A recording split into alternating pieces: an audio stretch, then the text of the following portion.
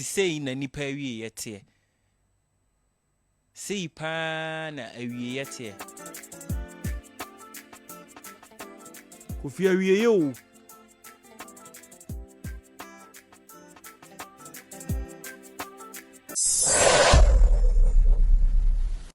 I think say DJ K oh boy Juma. In fact, the way I would church Ghana nyumuno. Oma nyum me nyum bi say Okomfo Kwaadee nyum bi. Oda ya che me dofwe una tu nyum mi o trase mienu. E ma me tiase. E ma me tiase. And I think say the way I would promote to high life no. Say video me for be hu nyansa. Na nka o mama wa order Kenya bad.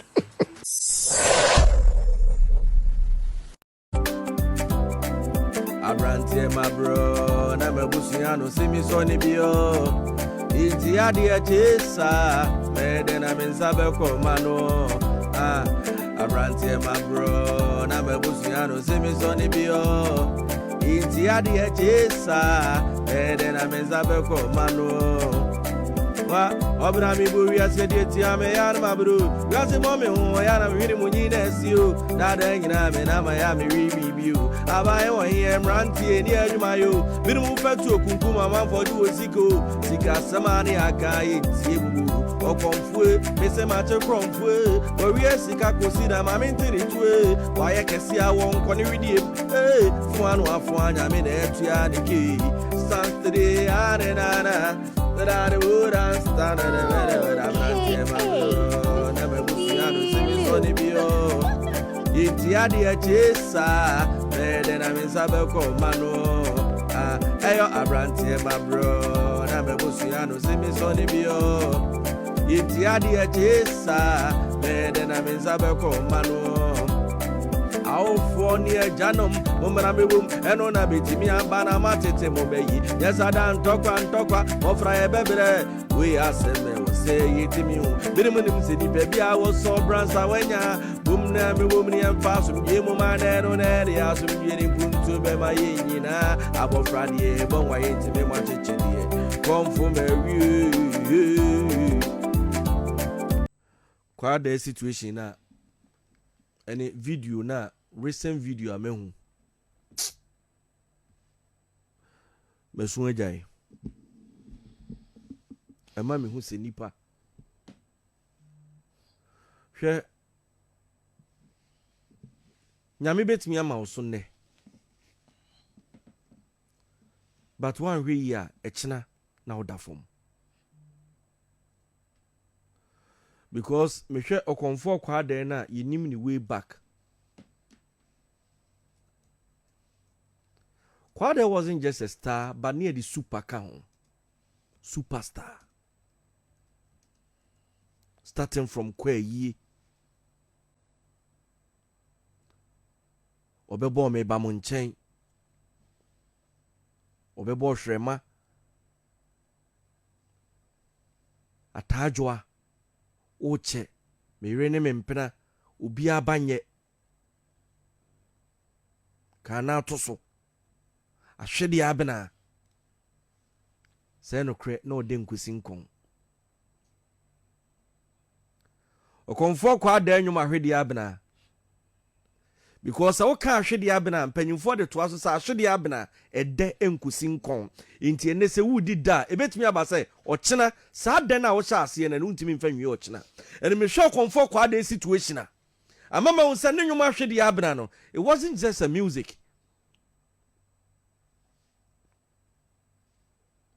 Looking at the situation of Okomfo Kwaadee, ye no eba ne sen da bi sen ka bi kura mi chese me dai ni nya na me ne ka chem se Kwaadee ni a.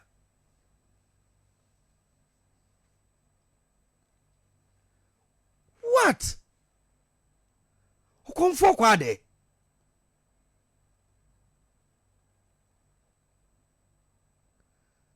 Okomfo Kwaadee.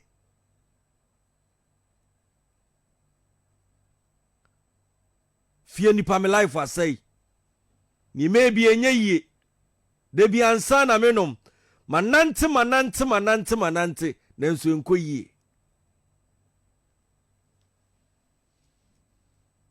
abrantie mabre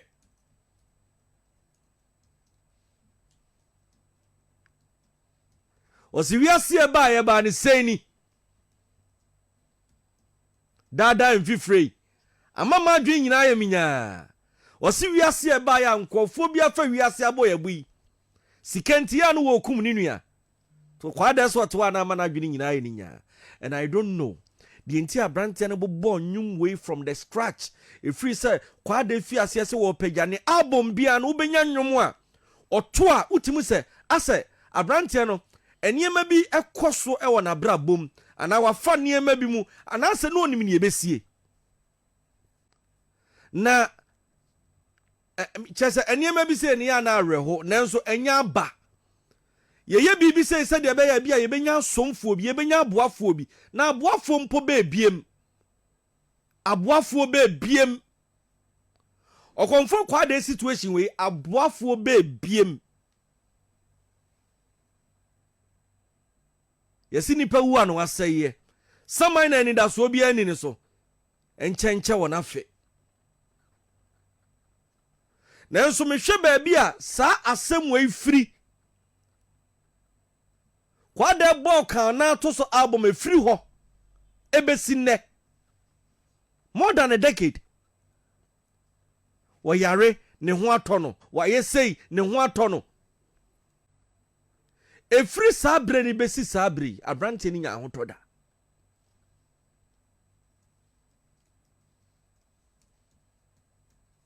na ohwe nipa titiri nso a situation we enu nti na meka se ade ni migina akire na mehwe toda na menhu ne menka because why biem Okomfo Kwaadee why biem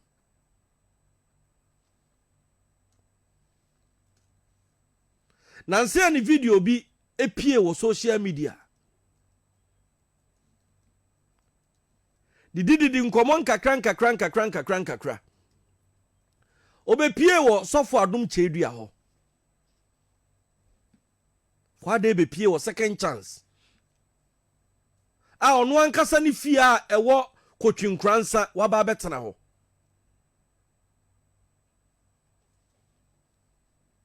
Ifie okotwinkransa waba betena ho.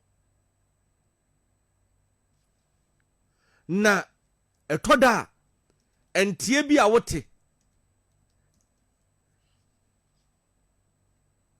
to the sense afedie eduru bre bi a yesi etoda de odi mpo onyama otimi kofo obi ade ni echese no like how Okomfo Kwaadee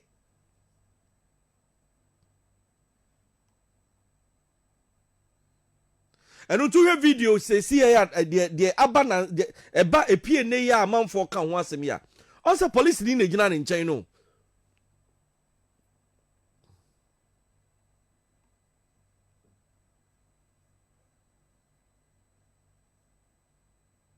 chese o dwene asem ne ho a onti ase baby obra abrabo edi Okomfo Kwaadee ababidru no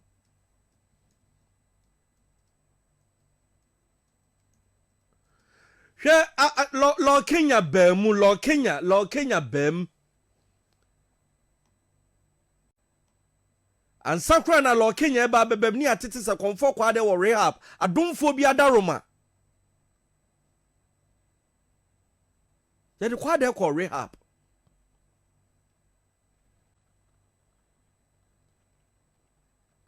na niye tete ni se bintimi confirm wa aba de ye tete ni se akire de Kwaadee mia manisem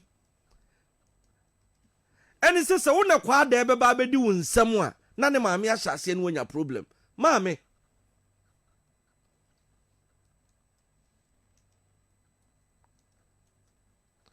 emane nye na nkoye sa Kwaadee nwum fie nipa na oto ye na asede no one wo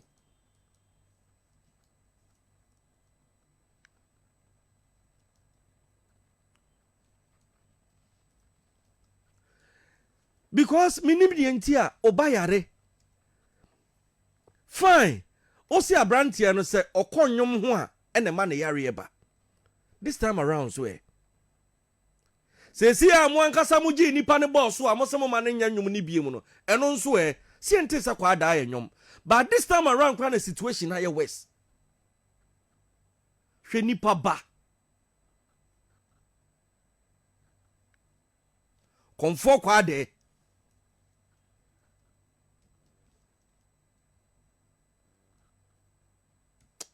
Dabia me ka asem we say minsuro bibia wo wiasem say awieye. Minsuro neba minsuro ochena because ochena menim ne yebeto me. Si e ka kire me say ebedrum rebi. Ama Kwaadee nipa na ne etua sika kohwe no. Opie etoda yetimi kogina ye friend say Santasi because say opie free Kwaadee junction ho aba. Ne eti say Kwaadee ba be pie agi so kogina ho. O twen say Okomfo be pie. Enye se bia onsi fomo ontena ka mu mpo no nwa evi ne nsa keke enti Kwaadee na gina we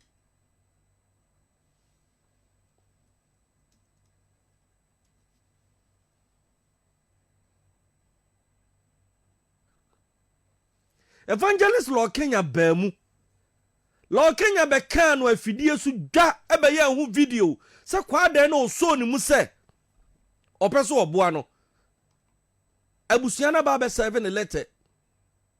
So I'm not in no court. Law Kenya be ye video on social media. I be posti ye.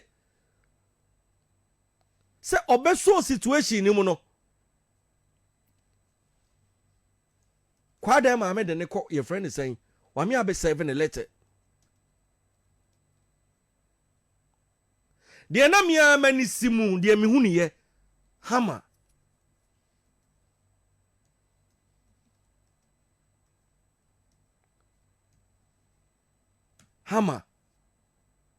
Hammer Productions of Kwaadee. First time I did Kwaadee birthday in a mega way.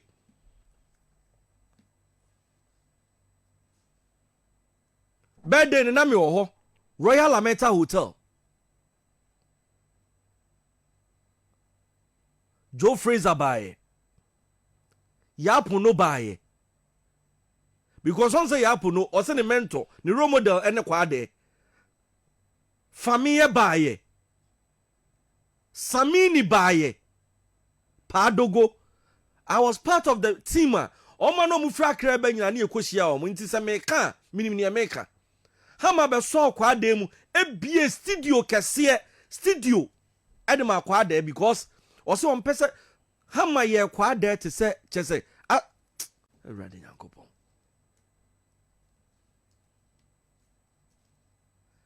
Yes, said that was Sapphire Gardens. No do a hammer shall live band. You can't catch the way yembe show. Near the Kwaadee jina ho no reheze watu nyom.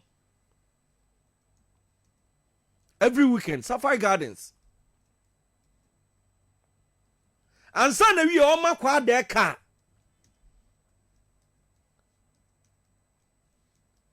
Santasi Testy Queen, me to no home prenu. Bantama fufu joint bit esho, me koto Kwaadee home prenu.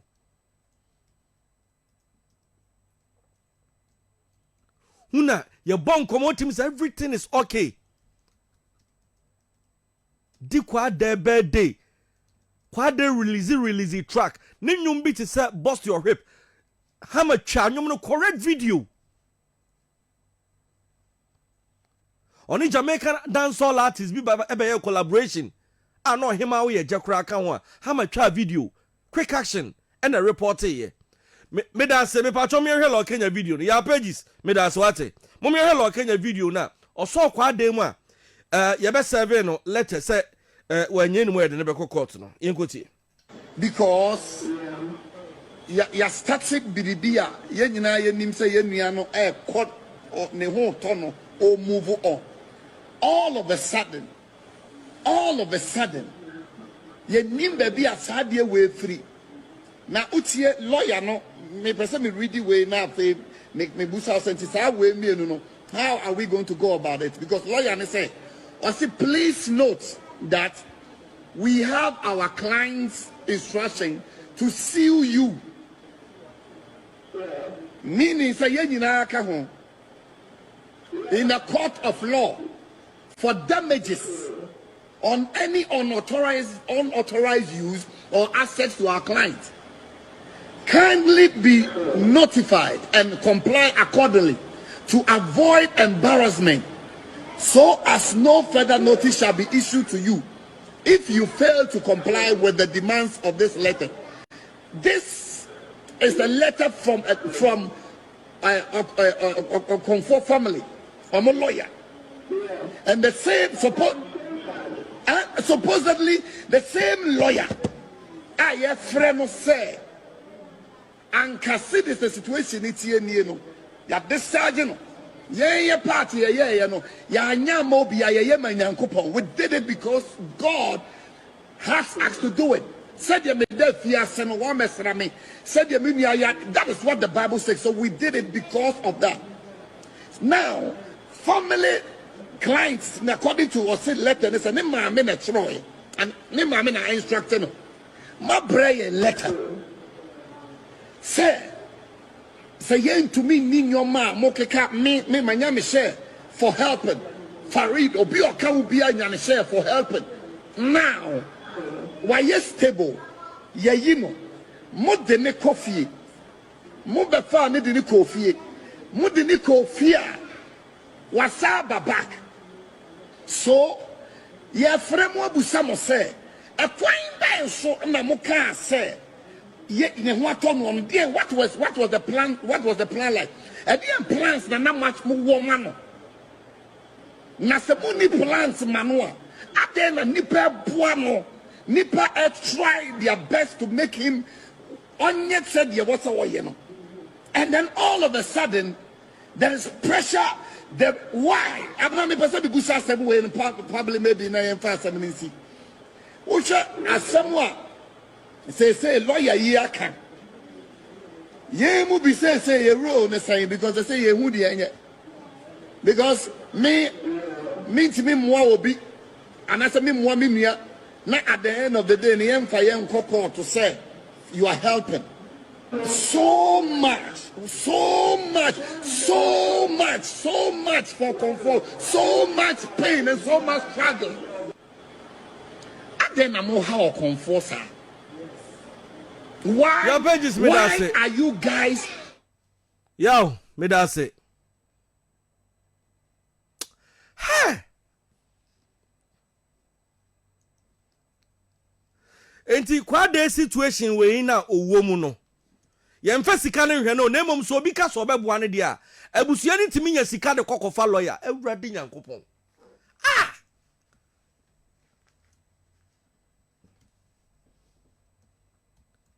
Yetimi nya sika de kokofa lawyer se emfa ntwe manso adan a obi so obebo. Hey! DJKA Kismet. Hey! Hey, show me any catch and say, hey. Last one. Hey. Enunti sa bena ye ka say ebusua dofunu no asa me Matias ye.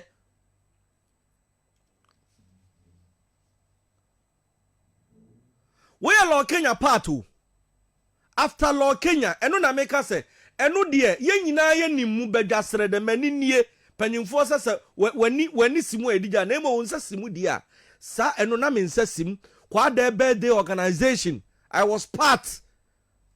Me boss hammer de me kan ho me koshia pa dogodi ni free airport me fa ne de ye ba ye friend say abude ni nyina na ye plan birthday no the birthday no Royal Lameta Hotel kama pa tinanse mo social media no bi ba betro DJ K na mo ya fa Kwaadee nwa me si bi nua de ba biem na hama mposo mu anya yi na me na kwadwedu timiti say Kwaadee ko Northern region me friend hama na me say boss na baby awode nipa ya kwa akoduri eba ne se na o se janu maneko o se kwadwo ensem bebre ye bedi nkomo o ka sa na meti ase na ye de akeka man no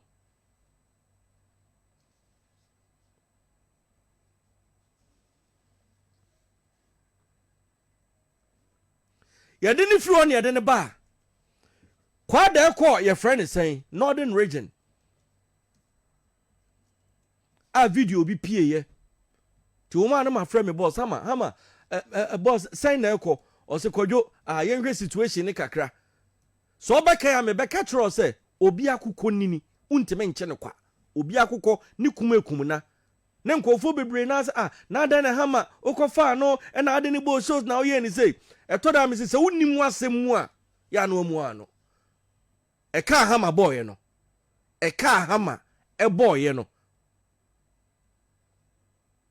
ne nketimi si dan besine Okomfo Kwaadee studio si ho hama hyehyɛ star studio no e de Okomfo Kwaadee recording studio kobone live band ko rehearse ya enwum bi be ne tirima onkotena ho no ontro o ma ne car ne Kwaadee drive. I saw it. Nigeria ni be say with my koro eyes. Ye hunu de bete bayira homam. Hama ye nipa bia wonkasa. O se kodwonya afi na me be kire nsem mu. Na emom de me ka nyina ne say ye mompaye. Of course ye mompaye. E ba ne say enti me de madwene ba so se da bi emsa abusuan na ka kire hama nso se onye ho mudi hie mu mfama no na emom hama ntime nka ba bi Kwaadee ti sesi asa akotwinkransa no to ono ani fie o sa kwan no e kwan na eda ho ekopie Kwaadee fie no ebra na Kwaadee gina ne naso no ono na yi sa kwan no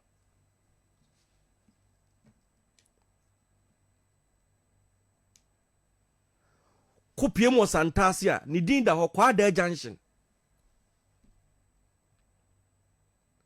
we na nampadum furu anom de anansesam to nwom a the first rapper ode your friend is saying what the storytelling ebe rap game Okomfo Kwaadee. The first rapper to introduce storytelling into rap game is Okomfo Kwaadee. Kwaadee part 1, Kwaadee part 2.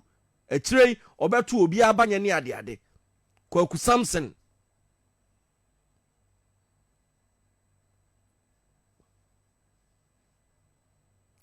Timia yesa ama hwene nipa ba emso obetimi akan ne mfi nyina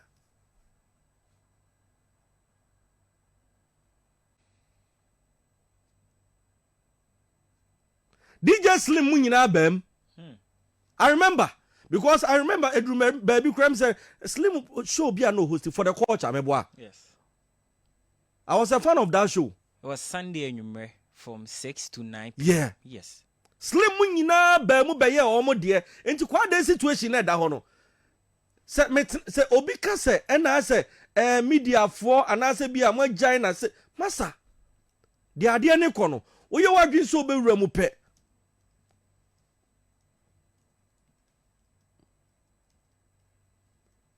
enti de Kwaadee yo ne nam wo enti sei na sabi producer abusuan ne pa na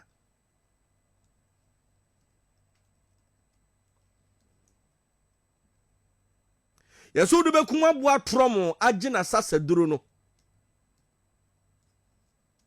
wo do bekum tromo agina sasaduro di adware no ugya no ma ne de na ho hene enante kwaye ase a senka yo fie nipa me life asai ni meye bi enye yie da bi ansa na menom o se manante na nso enko yie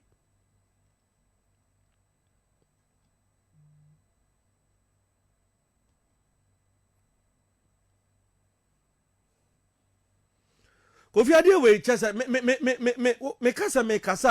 me kasa ho a because say the make no ebeto mu nyina manim sa tampio say mu nyina mu nim mu bi say wo kasa nyina maidi because obi de share 7 day o kan bibira afi na wo ya ye nipa bonini regardless of Okomfo being a family member too na busuafo no. Like it or not, he is a national asset. And I make a public figure into a busian untimin kase, oh, Jenna Bosso, and I say, Bia, say, Bibi na cost in any year, me and cat. Once so be a public figure pet, and ma obia quine. anka me hu ye nka abusua kra de nka asem to de hye a wona oba aboso odi animu na afi abonten sofo ehwe momoden ba o maboa mo Kofi me say yakofa ni free hama ye ya eja si eji ni free ni nsem ya okọ northern region ya ni video bi pie ye de me te ya no so abepie mo second chance ya papa adum chedua ho yes mekai pa ahaya ye beka wa haya somewhere last year ahaya ye beka wa yawo okọ northern region video na kopie na ene da so yi kopie mo second chance o free ano ya de ba second chance ya so ma me na de ne ba he ne di sen nti afa ba ne sen ana ma me na e wasa nkofo bi fra ne toto na no ana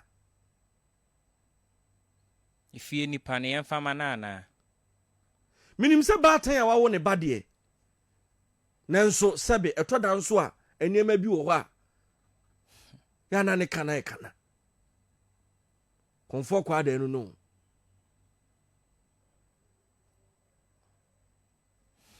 I remember no be came say nyom no toto ye no kra ofie nipa me life ase but enyom de say ne nka na nampadum de ne nka friends en kom nyina kom life ase say because enyom etoda wo hwe ba bi a wo hwe niema esie na wo de ato nyom timi nya sure say nyom ne hu nsunsu aso no we nyom ne hu nsunsu aso sese ayi adofo ebo owumpa so na mewu ada ona papa so da so ti ase ne ma mi wu mpa so no di ti ba wi ma wi ne ma mi enwu ankwa ma na ankoye yi wan fa ni ti ankowim o ade na de nyum na de nkwa asembo ne be nkwa no kan Kofi anu edin Kwaadee situation na da ho no Kofi anu edin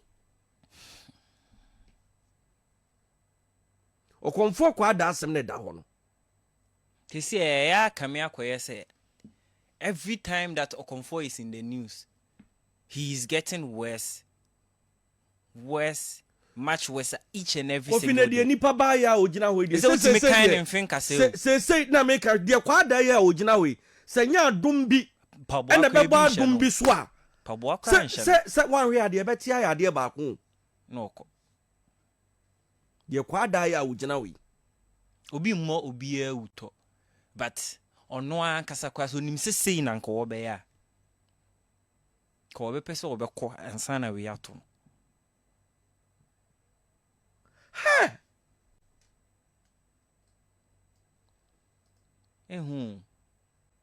ti sei na nipa awie yete sei pa na awie yete Kofi awie ye o